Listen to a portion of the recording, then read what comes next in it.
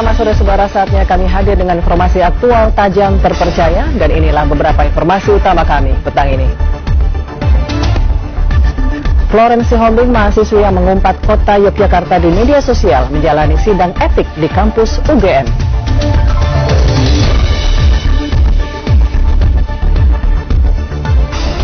Diduga melakukan pelecehan seksual, Gubernur Riau Anas Makmun sulit ditemui.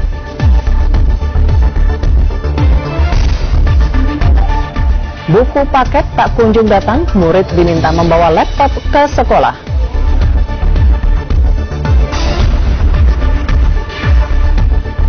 Saudara, bersama saya Ratna Punasti, Anda menyaksikan Liputan 6 Petang.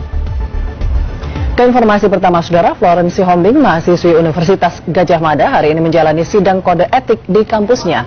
Dalam sidang tersebut, Florence terindikasi melanggar kode etik kemahasiswaan UGM karena membuat pernyataan yang menyebarkan kebencian di masyarakat. Sidang etik itu digelar di ruang sidang dekanat Fakultas Hukum Universitas Gadjah Mada di Bulak Sumur, Sleman. Sidang dilangsungkan secara tertutup dengan mendengarkan keterangan Florence terkait pernyataannya di media sosial yang memancing reaksi keras masyarakat setempat. Ya, kita punya ketentuan, punya kode etik, dan kita akan mencocokkan kode etik itu. Apakah betul yang dilakukan Florence itu melanggar kode etik yang sudah dibuat? Ya. Hasil sidang ini akan berbentuk rekomendasi yang disampaikan kepada dekan FH. Nantinya dekanlah yang akan memberikan sanksi. Dekanat sendiri menyebut sanksi itu baru akan diumumkan esok pagi dalam bentuk surat resmi. Walau Florence tengah menjalani sidang etik, namun Kapolri Jenderal Sutarman menyebut kasusnya akan tetap diselesaikan secara hukum. Ini menghina rakyat, masyarakat Jogja. Dari penghinaan itulah masyarakat Jogja melaporkan. Dan karena dia melaporkan, maka hukumlah yang harus ditegakkan. Kalau tadi kaitannya dengan etika, dia seorang mahasiswa, silakan etikanya biar di UGM. Tetapi karena ini melanggar aturan, ya mari kita tegakkan aturan itu. Florence bisa mengikuti sidang etik setelah ditangguhkan penahanannya oleh Polda DIY. Orang tua dan Universitas Gadjah Mada menjamin sang tersangka tak akan melarikan diri atau menghilangkan barang bukti. Awalnya Polda keberatan karena Florence dinilai tak kooperatif, sebab ia menolak menandatangani BAP. Namun Florence akhirnya berubah dengan menandatangani BAP itu. Mahasiswa kenotariatan UGM ini meringkuk di tahanan Polda sejak hari Sabtu.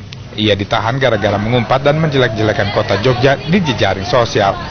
Florence Sihombing mengungkapkan kekesalannya di dunia maya setelah tak diizinkan membeli BBM karena tak mau mengantri. Umpatan Florence di media sosial membuat sebagian warga Yogyakarta marah dan melaporkannya ke polisi. Namun sejumlah pihak menilai membawa kasus ini ke ranah hukum adalah tindakan berlebihan. Wiwi Susilo melaporkan dari Yogyakarta. Kasus penculikan dan pencabulan siswa sekolah dasar yang sangat meresahkan para orang tua di Bima, Nusa Tenggara Barat terungkap. Pelaku penculikan, seorang pemuda pengangguran, berhasil ditangkap polisi. 2 pekan terakhir para orang tua di Bima, Nusa Tenggara Barat diresahkan dengan maraknya kasus penculikan dan pencabulan anak-anak usai pulang sekolah. Hari ini para orang tua di Bima bisa sedikit lega karena pelaku penculikan sudah ditangkap. Tersangka Iskandar, seorang pemuda pengangguran, mengaku hanya menculik sebanyak 2 kali. Pada salah satu korban, tersangka mengaku disuruh ibu korban untuk menjemput. Korban kemudian dibawa ke pegunungan dan dicabuli. Akibat perbuatan tersangka, para korban kini trauma dan takut pergi ke sekolah. Rumah tuh takutnya ada ini, sok. Memang sepancing-pancing, saya tulis kembali cerita-ceritanya. Tapi nggak berani ke sekolah, takut ada penculik. Polisi mendalami pengakuan tersangka karena dikhawatirkan masih adanya korban lain yang belum terungkap. Ancamannya di atas 5 tahun yang masih. Dan kita akan coba nanti kenakan pasar berat. Kasus penculikan anak SD ini sempat menggegerkan warga di Bima selama 2 pekan terakhir. Kejadian terakhir terjadi pada 27 Agustus lalu, di mana korban ditarik lalu dipaksa naik ke sepeda motor pelaku. Korban kemudian dibawa ke wilayah pedalaman di Kabupaten Bima yang sepi. Yuda Hendrawan melaporkan dari Bima, Nusa Tenggara Barat.